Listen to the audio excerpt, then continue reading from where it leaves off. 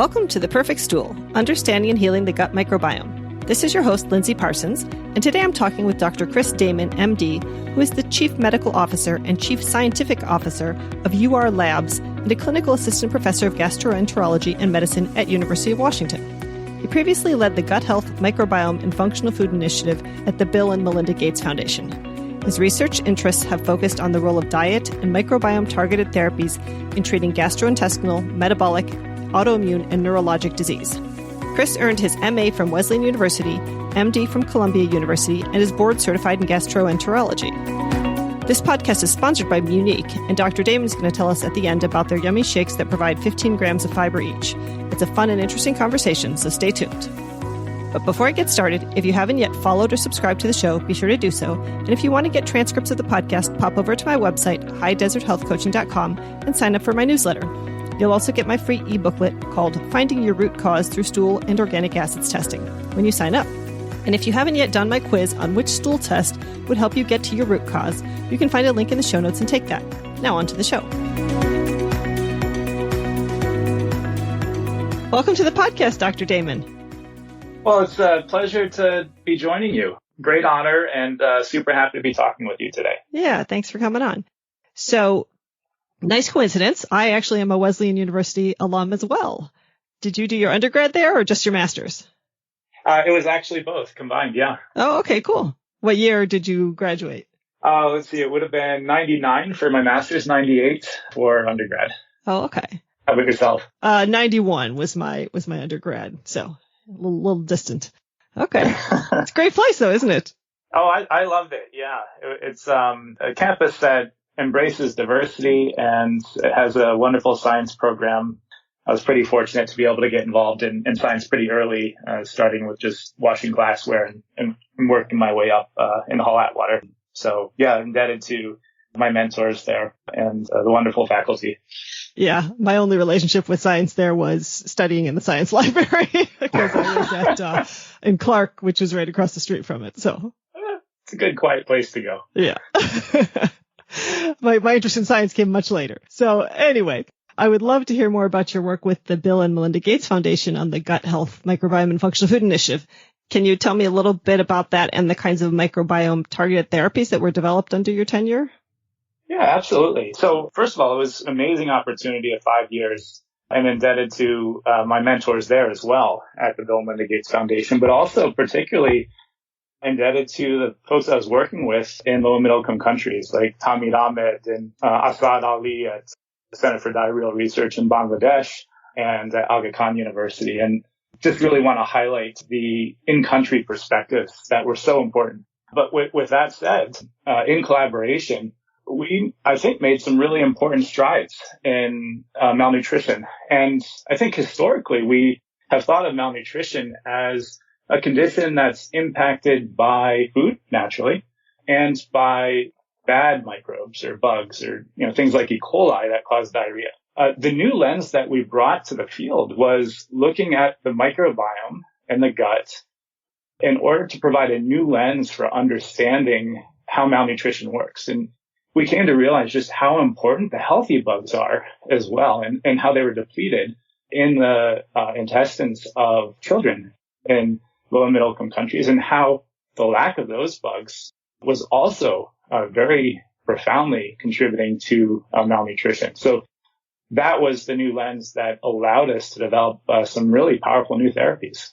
Cool. So I'm curious though, because when I think about people in lower income countries, the one thing I don't think about is a depleted microbiome. I think about, geez, the lack of sanitation is leading to a lot more bugs or, living closer to nature. 100%. And, as we understood the impoverished microbiomes, you can kind of think of a visual, like, look at a vibrant coral reef.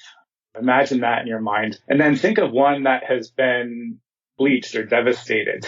And that's essentially what's happening in the guts of folks that have imbalances or dysbiosis, or in this case, malnutrition. What we were able to do is use that understanding in order to come up with new ideas for therapies that actually in well-designed studies panned out to be impactful. And we're actually following up on those studies right now. But one of the new approaches was a very special probiotic that we were using in children, actually infants, very young children, and that helped them actually grow better.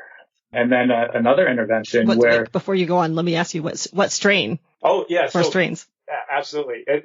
This is a strain of Bifidobacterium longum infantis. And not all bugs are to be created equal. Not all Bifidobacterium are to be created equal. And this one has machinery within it that helps it digest the fiber that's present in mom's milk. HMOs. HMOs, you got it. Yep. Human milk oligosaccharides. And these bugs are particularly facile at bringing those HMOs inside and consuming them. A lot of other bugs are kind of messy eaters, and a bit like Cookie Monster, they might leave a lot of crumbs around for pathogens to consume. B. longum infantis is different. It brings those HMOs inside and keeps it all for themselves, and then produces healthy factors that help contribute to the child growing. That's awesome. Yeah, no, that's the strain that I have handed off to every person I know who has had a baby, especially if their baby was born by a C-section. Yeah. There's some great companies that are working on strains just like this and are actually making a big impact in the field. Now, was there a specific strain, like down to like the number, or just any infantis would be? Yeah, it's a great question, and it's one that's unanswered at this point. I think the way we need to characterize strains is by their functional capacity, which basically means the genes that they carry for taking in fibers and converting those fibers to things like short chain fatty acids and B vitamins and even neurotransmitter precursors. And if we can understand that capacity, then that will help us know whether this B. infantis is good and this B. infantis may not be as good for consuming those HMOs. Right. Okay. Is there a particular brand that they sell here in the U.S. that you are a fan of? Yeah. So the strain that we were working with in Bangladesh at ICRB was a strain that a company called Evolve has developed. And that is actually available here in the U.S. It's available direct to consumer online. Great. And yeah, there's a lot of great research that's been done now that supports the benefit of this specific strain. So the other major category of intervention that we're working on was food, but not food with sort of a conventional approach, but food in order to grow the right bugs in our gut and for those bugs then to provide factors that help us grow. And this other approach was in collaboration with Jeff Gordon at Washington University. And it was a so-called microbiome-directed complementary food, or MDCF. It's a pretty amazing line of research that led us to a very specific combination of locally sourced foods from Bangladesh that grew the microbes in a positive way associated with health. And then when validated in a clinical trial, did in fact improve the growth of the children as well. And this approach is one that we've taken for slightly older children. So not breastfeeding children or children that are consuming mother's milk, but rather children that are starting to consume complementary foods. And were these probiotic strains or prebiotics exclusively in this food? Great point. So there were no live bacteria. It was purely a prebiotic approach. And it was a whole food approach, and it basically combines things like green banana and different types of legumes, garbanzo beans. And it was the full component of those foods, but probably if one were to distill it down to the essence of what those foods were doing, it may actually be the fibers that are present in those foods that are most specifically growing the healthy bacteria in the gut. And what kind of food did you make out of those? Excellent. So there are two major categories of foods for malnutrition. There's these so-called ready-to-use therapeutic foods and ready-to-use supportive foods. They essentially come in a little foil pouch, and it is sort of the consistency of a peanut butter. It's given to the child. And yeah, so these were the foods that we were developing. Okay, and I assume you made it more palatable than the combination of chickpeas and green banana flour, I would imagine to be. Exactly. So, I mean, there were some other things added, like vegetable oils and a little bit of sugar. And there was work that went into making it organoleptically favorable to the child. In other words, make it taste good. Yeah. And so when you give it to the child, is that enough to help pull them out of a cycle of diarrhea and malnutrition? Or do you also have to give antibiotics? Excellent. So antibiotics are part of the standard of care in some cases of malnutrition. And so those were given upfront prior to starting therapy. In fact, most children with malnutrition actually do have active concurrent infections that bring them into the hospital in the first place. And we were exclusively focusing on children that were admitted. But beyond the antibiotics, the prebiotics in the ready-to-use therapeutic foods then help promote the growth of the good bacteria over the bad bacteria and reestablish a healthy community or a group of organisms in the gut. Okay. And so were they receiving the therapeutic food at the same time or after the antibiotics? And do you think that makes a difference, or, what's your thoughts on the combos? Yeah, definitely after the antibiotics, because the antibiotics, most antibiotics that we have are broad spectrum. Right. And so, equally contribute to decreasing the good bugs as well as the bad bugs. Yeah. Okay. So when you're done, then you get started. So is there something that you think that people should be taking while they take antibiotics in a developed world context? Yeah, that's a great question. And there is quite a bit of debate in the field right now as to whether a probiotic approach in the context of antibiotics is a good thing or perhaps maybe best to be avoided.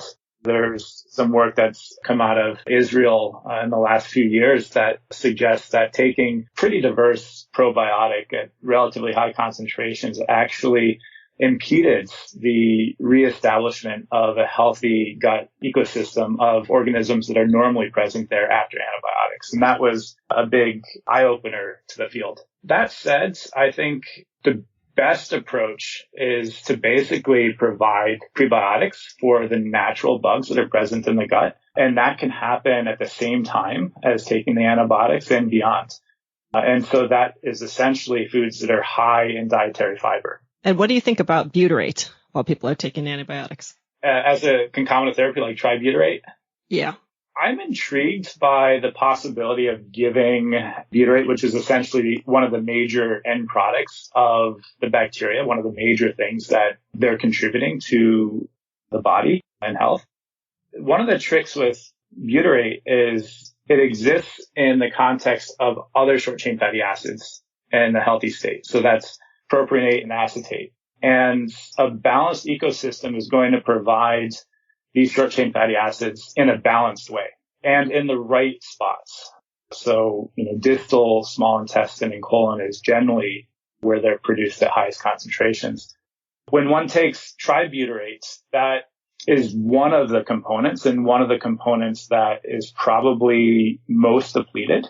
And so it may be therapeutically advantageous to do it. But I just think it's important to think of the whole context of what a healthy microbiome is producing. And I think the closer we can get to recreating what happens naturally, we may be that much further ahead in preventing and addressing disease. It's just that of course, in my work, I come across so many people who are suffering from having taken antibiotics and their problems started at that point. And so, just sort of thinking back, if you can prevent the problems, maybe it's giving a good prebiotic with the antibiotics. Yeah. And I think the other thing to think about is if you're starting with a healthy state, promoting that healthy state is very different from being in that sort of devastated coral reef already and reestablishing a healthy state. And if you're caught in the trench of inflammation and imbalance, sometimes you need a little jump start. And it may be that things like butyrate actually help in that jump start, while at the same time starting to reintroduce healthy prebiotic foods. Yeah, no, I'm a big fan of butyrate right now. It's my current fascination because it's the I'd only love thing. to hear more about your fascination. It's the only thing that kind of helps me just stay solid. So for me, it's like a miracle drug. That is so exciting to hear. Because I have post-food poisoning, IBS. Post-infectious. Yeah, post-infectious positive vinculin antibodies. So, yeah. Interesting. It's taken me a while to figure it all out, but I think I've got it under wraps now with the butyrate. That's brilliant. And here's another thing perhaps you've already tried, but to consider adding to the armamentarium. There's some really fascinating research that's just come out on psyllium. Oh, yeah. I used to take that all the time. It's just disgusting. It's just disgusting. Oh, yeah. It's like drinking sludge. Yeah. And you have to actually drink quite a bit of it. Yeah.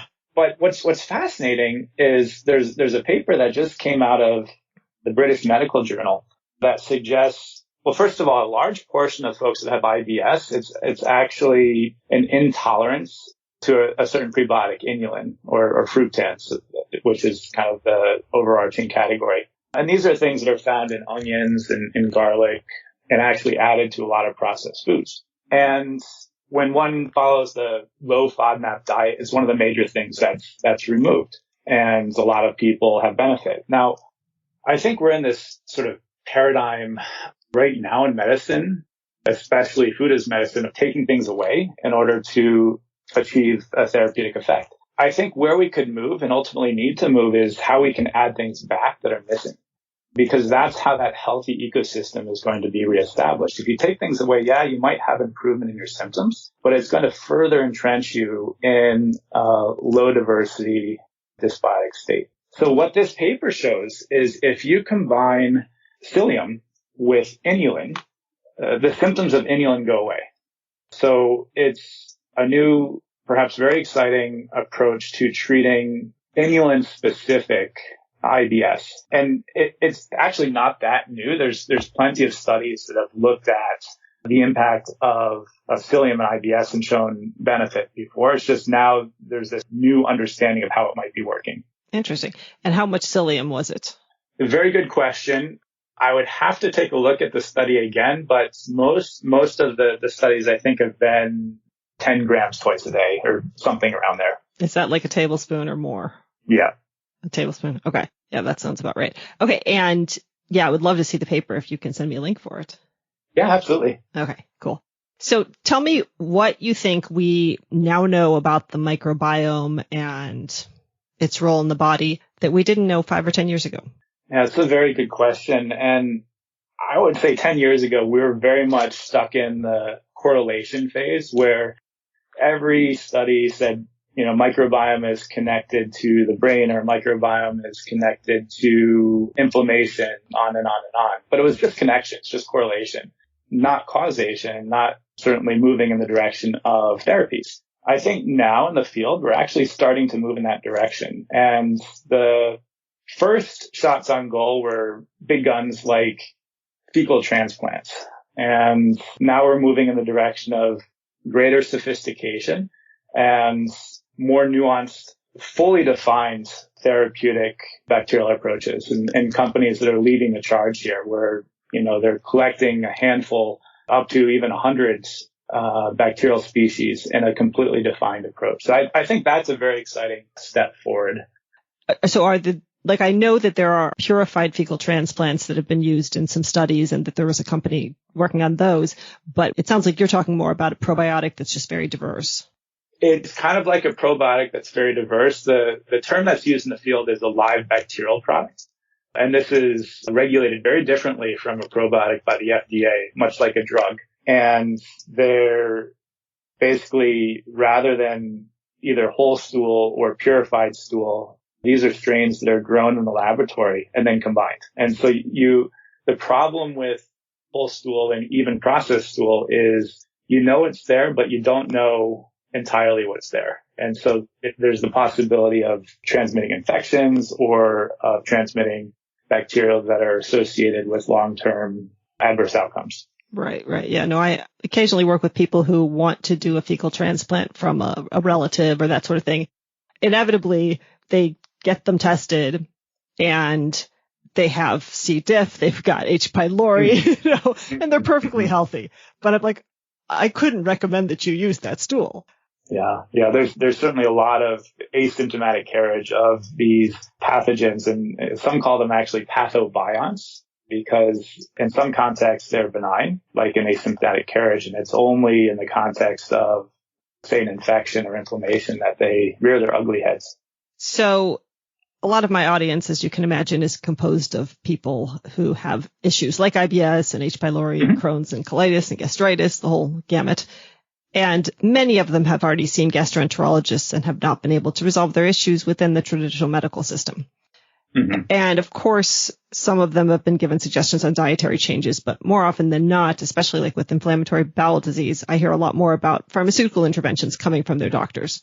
So I'm wondering what kind of dietary changes and nutritional interventions are becoming more standard of care in traditional gastroenterology? And then beyond that, what nutritional interventions you'd recommend for various conditions that aren't within the standard of care? Yeah. Great question. And right now, there aren't dietary therapies in the context of controlled disease that are necessarily within the standard of care, if you can believe it. It's surprising. When one is having a flare, it's actually recommended that somebody go on very low fiber, low roughage diet. For IBD in particular? For inflammatory bowel disease, yeah. Which seems, very counterintuitive. And so that sort of often carries through to dietary recommendations in the context of controlled disease, where maybe low fiber, low roughage diets are preferable. There is actually, for ulcerative colitis specifically, very different from Crohn's disease, so this is, affecting just the colon, but not the small intestine as well, subtype of inflammatory bowel disease. There are a handful of studies that support the benefit therapeutically, not just by association, of increasing fiber in the diet. So I find that intriguing. And any particular kind of fiber, or just from foods? Yeah, so from foods, but also maybe specifically from psyllium. Okay. Yeah. Good old psyllium. It's funny, I kind of started there, and it's like we're coming full circle. That was one of the first things I did to try and turn things around for myself. And then, one of the first things I recommended to people when I first started doing my podcast, and it's like, its grossness kind of got me off it for a bit. Completely. Yeah. No, it's definitely not the most palatable. And there's actually, even choking hazards associated with it in folks that have difficulty with swallowing because it becomes so thick. Yeah. I would just add it to a smoothie, but by the time I'd have to add it like at the absolute last moment and then try and drink it really fast so it didn't gum up. Yeah, absolutely.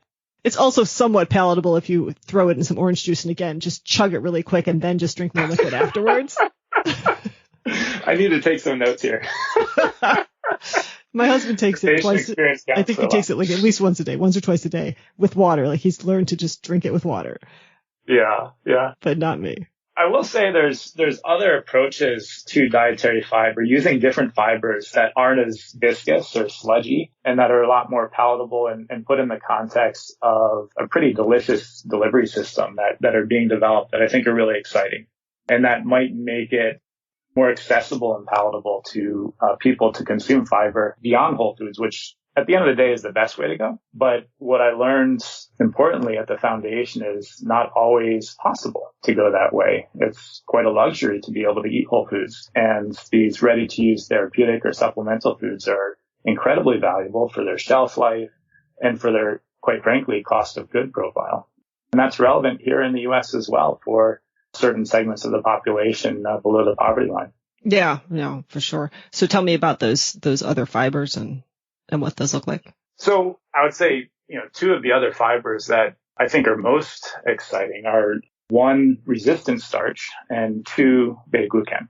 Resistant starch is found in a lot of different foods, but is perhaps in highest concentration in, of all things, green bananas, but also found in beans and, even potatoes and wheat. The other one is beta-glucan, and that is found also in a lot of foods, but specifically in oats. And a company that has been leading the charge on some of these other fibers has brought the two together to achieve synergy because they are very specific in the types of bugs that consume them in order to sort of maximize the opportunity for producing downstream short chain fatty acids like butyrate. And what bugs consume them? So it depends on the fiber. It's actually amazingly targeted, and each of the fibers, it's really only 2 or 3 bugs are the primary consumers. And so for resistant starch, it's Ruminococcus bromai and Bifidobacterium in various subspecies. And for beta glucan, it's slightly different bugs. But what's interesting is the secondary consumers. So those primary consumers essentially, in some ways, kind of poop out certain products, and then the secondary consumers will eat those, and they're the ones that are producing the butyrate and propionate, and those are pretty consistent across individuals. It's just the primary consumers that are the front men and consuming those fibers that are very specific. And who are the secondary consumers? Yes. So the secondary consumers, they fall into the class largely of what are called Clostridium cluster 4 and 14A species. So probably heard of Fecalibacterium prosnitzii, Rosburgia. Yeah, these are the so-called firmicutes of the gut. Are those Clostridia? Those are Clostridia. Oh, okay. So if you go back to the childhood playgrounds and playing tag with your friends and saying, you're it, you've got cooties. Well, you're actually quite right on. You've got firmicutes. That is the worst microbiome joke I've ever heard. Congratulations. Well, stick with me. Yeah, it's one of my hallmarks. I embrace it fully. You're what? I embrace it fully. I've got 3 daughters at home, and so the bad dad joke is a hat that I wear proudly. Yeah. My kids don't want to talk much about the microbiome. They're just like, stop talking about fecal transplants. We'll have to invite you and your family over for dinner some night, and we can definitely indoctrinate them. More like terrorize them. So what dietary changes would you recommend for the average person who's eating a standard American diet and just, might have some mild gut issues? Yeah, well, I mean, it goes without saying, increase fiber in the diet. So the USDA in 2020 came out with their dietary guidelines, and I was shocked to see that only 5% of people meet the dietary guidelines of around 30 grams, a little bit different for men and women per day. And it's probably the most efficient nutrients in our diet. And now we understand what it's doing and how important it is, more than just helping you have a good bowel movement, but incredibly important for your mental health and your inflammatory health and quite frankly, your metabolic health. So how you process nutrients and whether or not you gain weight and what your cholesterol is and whether you have high blood pressure and how your blood sugars are controlled. Yeah, an old friend just sent me a study about black beans. Half a cup of black beans, bringing down your blood sugar and as well as, helping restore your microbiome and the good bugs. Nice. Absolutely. Yeah. So I think fiber is incredibly important, and legumes, beans are under-recognized and valuable. Yeah, you just can't get your bang for the buck on fiber with anything else. I mean, you could eat, 4 cups of lettuce, and you probably only get 5 grams of fiber or something. Yeah. No, that's the truth. But what's really interesting, specifically in terms of metabolic disease, if you look at the association with different types of plant-based foods, it's strongest for grains and for fruit, but less so for other categories. So I think that speaks to how different fibers are important for different aspects of health. And for diabetes and blood sugar control, it may actually be that the fibers that are taken off of whole wheats when they're turned into white wheat, or brown rice when it's turned into white rice, are particularly important for your metabolic health. Now, I know you can get your resistant starches from the diet. And one of the ways is cooked and cooled rice and cooked and cooled potatoes. Yes. This applies to white rice as well, though, doesn't it? 100%. Yeah. Because we have a lot of rice in my family, and then there's a lot of leftover rice. And I reheat it, but not, extreme. Am I still getting my resistant starch? Yes. Resistant starch is definitely increased in cooled foods, even after they're reheated. I will say that rice may not still be the greatest source of resistant starch.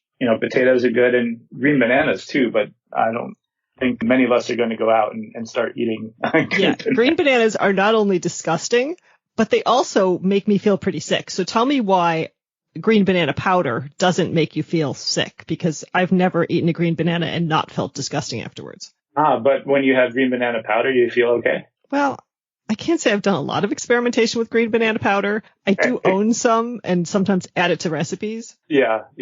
I don't have a good answer for you there. Maybe it's quantity. It could be quantity. It could be all the other things that are present in green bananas that are not present in the powder. So the powder actually is refined to concentrate for the resistant starch. Okay. Got it. Yeah. Yeah. No, because I guess an entire green banana may have a lot of resistant starch in it. Yeah. Surprisingly, it depends, though, on that specific type of green banana. And early it's been harvested, and, most of the green bananas that you'd find in the store actually are not a good source of resistant starch. Oh, okay. Yeah. It has to be harvested and processed in a very specific way in order to maximize the resistant starch that's present. Yeah, no, I think the stuff I have might be green plantain flour, in fact. Interesting. Yeah. No, it's plantains, bananas, they're quite related, and resistant starch is present in both. Okay. Well, so this is a sponsored podcast from Unique, and they have products involving this green banana powder and such. So can you tell me a little bit, tell us a little bit more about those products and what they're good for? Yeah, absolutely. So pretty exciting. And this harkens back to a comment that I made that whole foods are great and they should be an important part of the diet, but there is a role for processed foods. And I think that as we understand the microbiome better, we can actually make those processed foods healthy. I'm a firm believer in that. That's what I learned at the foundation. And the value of a processed food is it's convenient, off the shelf, good cost of goods. And that's the niche that Unique is filling. We've been messaging for the last 10, 20 years longer of the importance of whole foods. And yet the population continues to increase in obesity and diabetes. Things haven't changed. And so I think there's an incredible opportunity here for meeting people where they're at and their busy lifestyles. And that's exactly what I think Unique can do. And so this is a shake that incorporates two of the most powerful prebiotic fibers, and that's resistant starch and oat beta glucan. It's quite delicious. It's very, very low in sugar and total digestible carbohydrates, and super high in fiber. So 15 grams per dose or per serving. Yeah, super high. That would get me to my 30 or 40 a day. Because honestly, I'm not hitting it. Yeah. No, so that's just it. I mean, it's convenient. Yeah. We have a number of consumers that take a shake a day, and that is sufficient to get them to that daily requirement of 30 grams. And pretty amazing results in terms of their gut health and in terms of their metabolic health that we've seen anecdotally. And what we're doing right now, unlike perhaps a lot of other food companies, is we're taking that next step in validation and taking a gold standard approach, above and beyond all of the amazing consumer experience. Let's validate this in the most scientific, rigorous way possible. And that's through a randomized placebo-controlled trial that you'd see in biotech or in pharma. And that trial is actually ongoing, and super excited for those results. And what conditions are you studying it with? Good question. Yeah. So we use these technical terms, so inclusion criteria in medical trials. And in this case, two major inclusion criteria, the people that we're evaluating this in are folks that have diabetes and folks that are overweight. Type 2 diabetes. Type 2 diabetes, indeed. Okay. So you're looking at it as a potential weight loss aid as well as bringing down blood sugar. 100%. And we're also super keen in this trial to look at other health parameters. And so we are looking at things like gut health and mental health, not in as concentrated a way as we're focusing on, metabolic health and weight and diabetes, but there will be some information that comes out there for future uses. Is there a before and after microbiome sequencing? 100%. So we're super excited to be working with one of the leaders in food and microbiome, and that's Justin Sonnenberg, who will be analyzing the microbiome data. Nice. So are you doing like a metagenomic sequencing?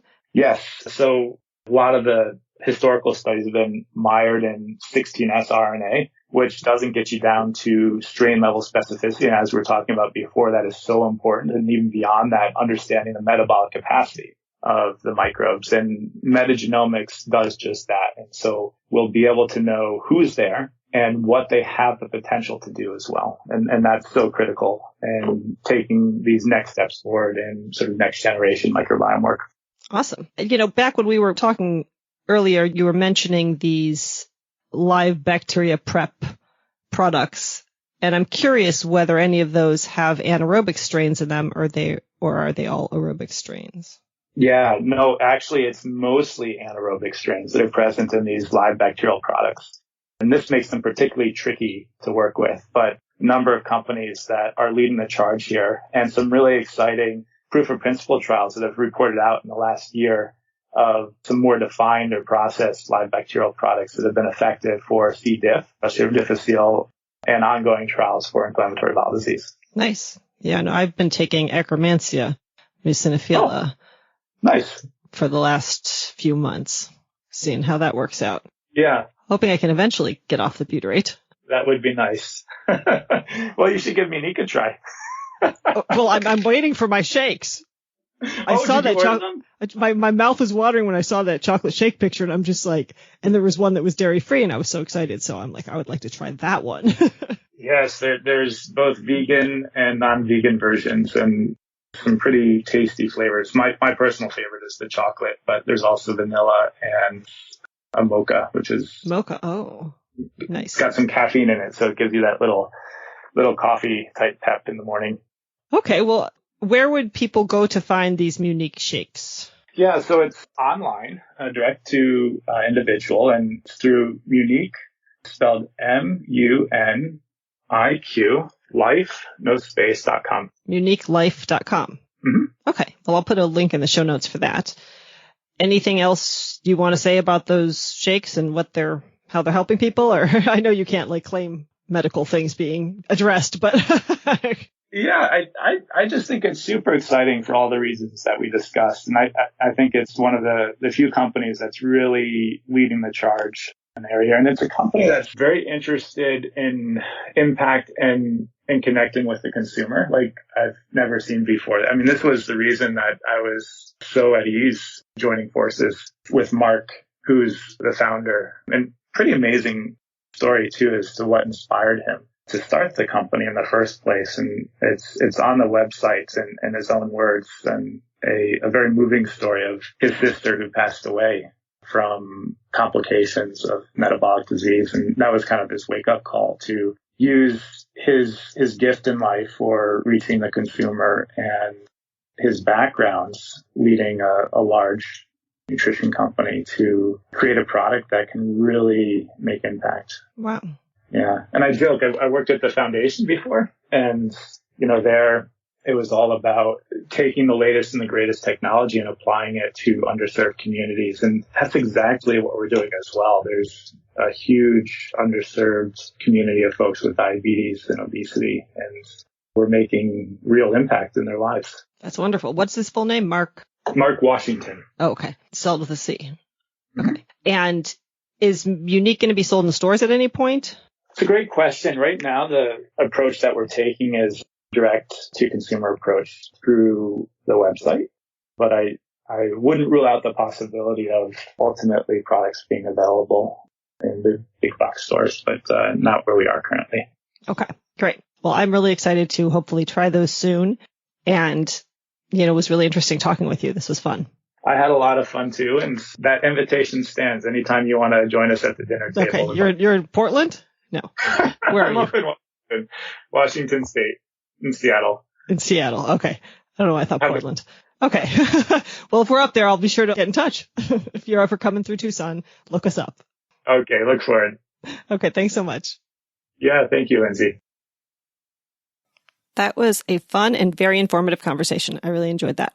Again, if you want to try the Unique shakes, that's at uniquelife.com, MUNIQ life.com, and a link is in the show notes. And if you're struggling with your gut health, that's my specialty. You can set up a free 30-minute breakthrough session from the link in the show notes, and I can see if I think I can be of assistance to you. I coach people with more severe and long-standing problems in 5-appointment packages, or also offer one-off appointments for simpler issues. And if you'd like to connect with me online, you can follow my High Desert Health Facebook page, join my Gut Healing Facebook group, or join my newsletter list at highdeserthealthcoaching.com. And while I'm not terribly active in the other forms of social media, you can find me on Twitter, Instagram, and Pinterest. And links for those are in the show notes. Thanks for joining me today, and here's wishing you all the perfect stool.